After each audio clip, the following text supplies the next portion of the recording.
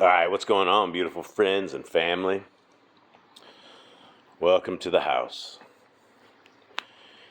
And I think the house is a good spot to be because it's our morning time. It's time for naps. And these critters are they're a lot like kids. You know, we're all on a routine. I guess it's like everybody. We're all on a routine. And in this routine, we get up and we stretch out and we go outside and everybody leaves the house. And then we all come back in and they chill. These are my kids, and I have everybody but one of them out here. 1, 2, 3, 4, 5, 6, 7, 8. I had everybody but Hannah out here. Now, there's a lot to talk about. And the thing that when you are in the United States of America, they completely brainwash you that everywhere else is scary and the only place that's ever free is where the United States of America is. And so if you want freedom, you will absolutely stay in the United States of America. Now, if you want to be somewhere where there's cartels and scary things and everything's really, really bad, well, that's everywhere else. Right? Because there's no better place than the land of the free and the home of the brave. Now, the thing about the United States is not just that it's dangerous for your soul in the United States, but it's dangerous for your body, for your physical body. The things that happen in the United States that don't happen anywhere else are astounding. The food, the chemicals, the fertilizers, the pesticides, the herbicides, all of the stuff that they Monsanto up in the States, a lot of countries completely have it outlawed. You can't poison the people like this. So a few things that when we left the States 11 years ago that shocked us from living in this free country where we all have it made is that the entire medical system is a scam.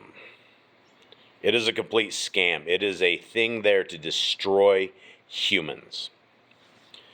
For those that think that doctors are here to save us, can I please remind us all of the events that happened earlier in this decade, if you know what I mean, and all the people that came to fight for us, if you know what I mean.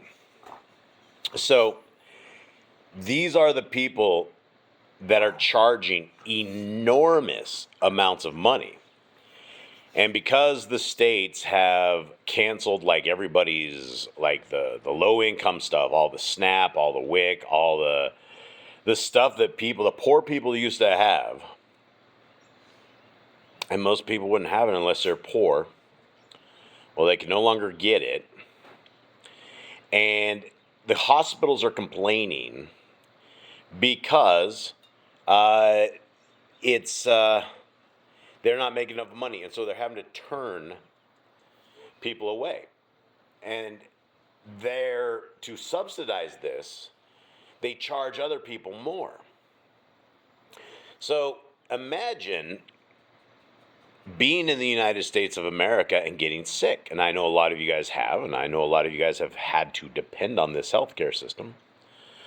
But perhaps I can put this in perspective for you, because I don't want people to think that you're in a first world country when in fact it seems as if North America might be like a fifth or sixth world country, honestly. Because let me tell you what of our experiences back in the days. 11 years when we came down here, we were still fighting MMA. And I don't remember if we had an injury on MMA or what the injury was, but we had to go to the hospital. First time at this hospital. We didn't know exactly what to expect, right? So we went to this and it's called a private hospital. So I was like, oh boy, here we are. So we walk in this little room right off the street, right? Walk in this little room, and we tell this lady at a desk, we need an x-ray and somebody to look at it. She goes, okay. She has us fill out a piece of paper and sends us the front, and we go pay $25. I'm like, all right. Woo. I'm like, whoa, this is like what, copay? Are you going to smoke me at the end? So it was a $25 x-ray, and the guy pulls it out of the x-ray machine, looks at it, and then sends us over to this other little room.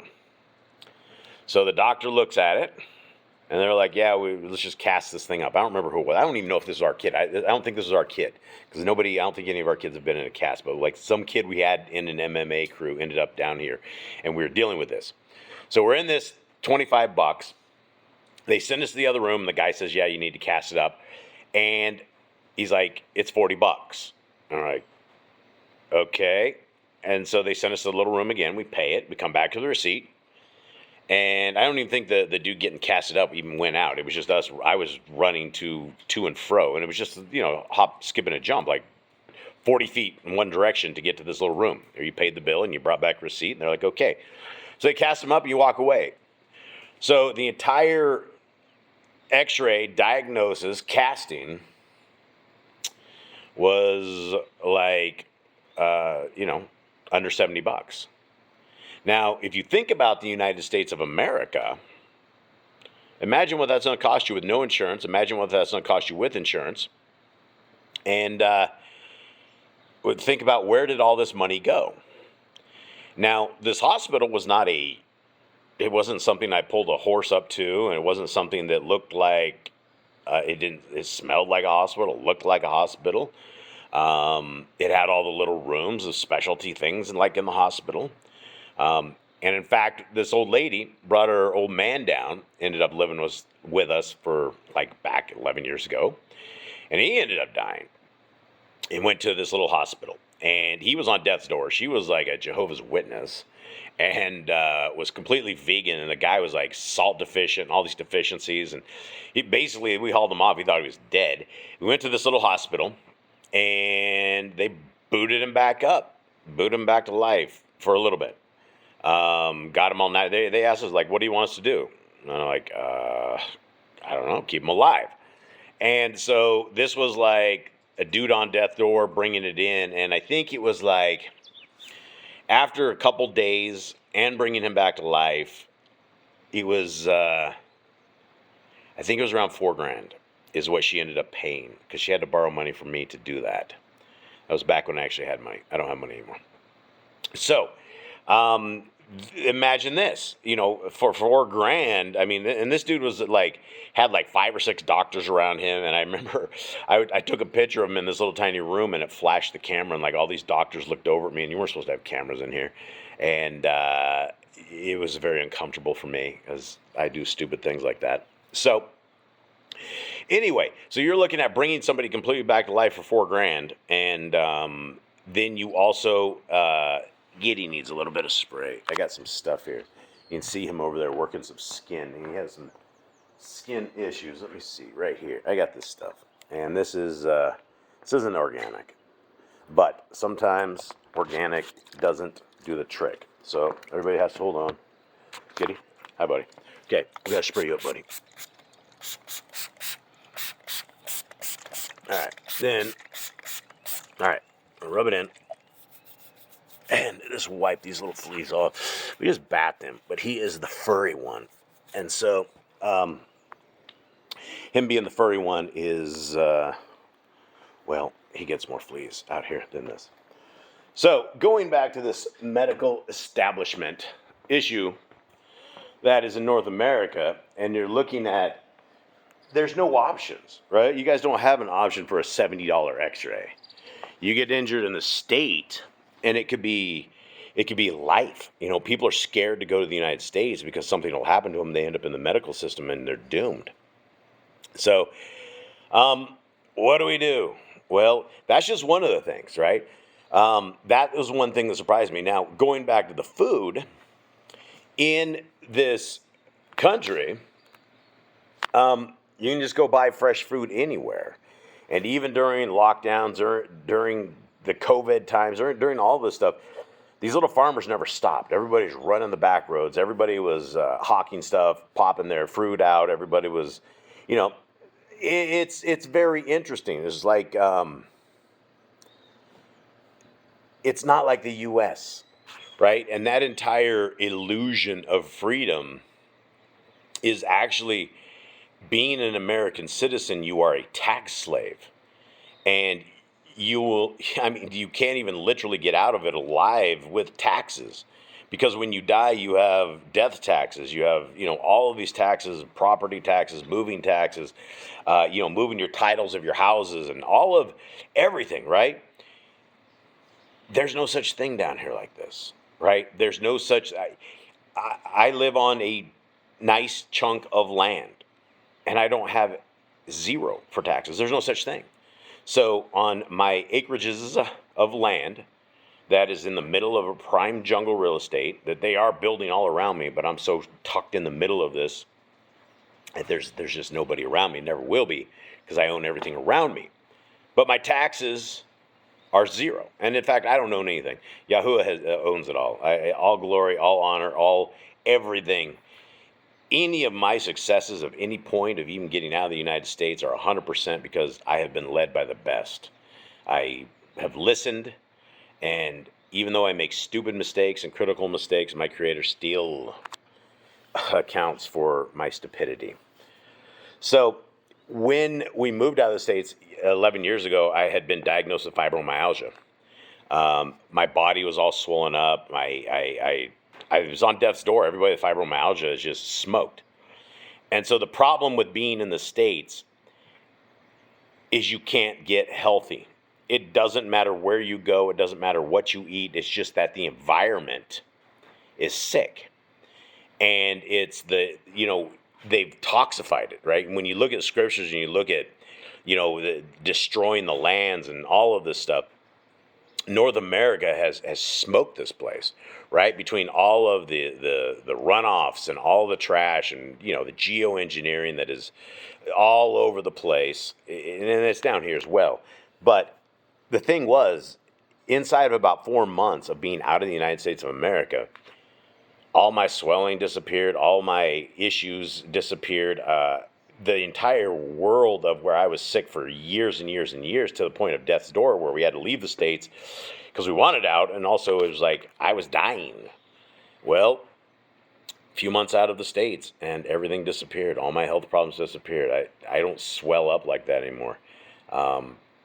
It's hard to stay alive in North America. And so I know most people, even talking to Caleb, he's ready to hunker down in the belly of the beast. And I get it. I get it. Leaving is very, very scary. It's one of these things, though, that with the day-to-day activities of what is going on, we are extremely close to something probably worse than the Great Depression at our front doors. And right now, California is like, what, $7 or $8 in gas? And these are still the good days, my friends. With what is going on in the Middle East and the Orange Demon, who is doing what he is doing, people get on this channel and go, "Oh, stick to Torah, teacher. Stick to Torah. You need to stay out of politics." And I remind people, I am not political. I vote for no government except the kingdom of my Creator, and I vote based upon my obedience. I vote and I choose my Messiah as my president and my king. And my Creator I choose because he has chosen us by delivering Torah to us. So, all I can do, because I love my American people. I mean, that's my home country. This is where I grew up. It used to be a place that I could recognize. It used to be a place that it wasn't a haunt for every demon like it is now. And now you have people that are just screaming satanic things like all over the place. And I fear that the American people that voted for Rumpstein have indeed killed off the world. And I saw this attorney guy the other day, and he used to be a prosecutor, and he's like, the reason that Donald Trump rose to power is because the United States is a horrible place. And it kind of shocked me when he said that at first. And it's not, he went on to explain that the people are horrible. And when you look at what Rumpstein represents, 34 rape charges or 34 felony charges with rape, as a judge said, is on him. The American people all knew this, right? Everybody's like, oh, yeah, this is going to make America great again. And it's so ironic that the entire population was under a spell. And even still, some people that are out there, very few, not as many as there used to be. But now everybody sees it. And all these people that voted are smoked. I see people crying all the time. And I've had to turn my heart away from what is coming to my brothers and sisters in North America. But I have been begging people since I left the United States to leave the United States. Who's crying? Oh, that is some dog somewhere. That's Jerry. That's Jerry going crazy. He's stretching out. So, guys, the prayers are always for those, everybody. All the Torah keepers are always in our prayers. Buy some lentils. Lentils. Try to get some lentils, guys. And then, the thing about it is they're going to try to make the price of food so unaffordable that you can't eat. So right now, you guys can absolutely beat what's coming by buying, 4 or 5 gallon buckets of lentils and stuffing them full. And when you have that security and everybody's fighting for food and you guys have a year's worth of lentils easy, buy salt too. Lentils and salt. That's all you need. Nothing else. Big blocks of salt. Get some good salt, organic stuff. And try to find some organic as you can lentils. Stick them in bags. And these things are easy. Guys, they come in bags, right? They come like beans. For those who don't know what lentils are, I didn't know back in the days, but now I know every kind of lentil. And if you guys ever saw the old satanic show Forrest Gump, remember Bubba Gump and his shrimp? And you could have fried shrimp, broiled shrimp, sauteed shrimp. Well, that same thing goes for lentils. You guys can take the lentils and you can put them in water overnight. You can soften them up. You can make lentil porridge. You can make lentil soup. You can make lunch lentil soup. You can either grind them up and mash them up to make a flour out of them, at which point you can make breads. You can make all sorts of stuff out of lentils. And the lentil bread is not too bad. And for diabetics, it's really good. And a bag of lentils, you can make some stuff. So that's my hope and dreams, is that you guys out there will grab some lentils, grab some stuff. And as far as me being political, look, we're in the end times. I'm not one to ever worry about whether or not my channel's going to be alive or dead or anything of the sort. But it's like, it's one of these things that the message should get out to those that can hear and understand. And right now, like $100, you guys could buy a lot of lentils. So anyway, I love you all. Hope you guys have a wonderful day. Much love to you all from the Dog Daycare Center. I love y'all. I'm out.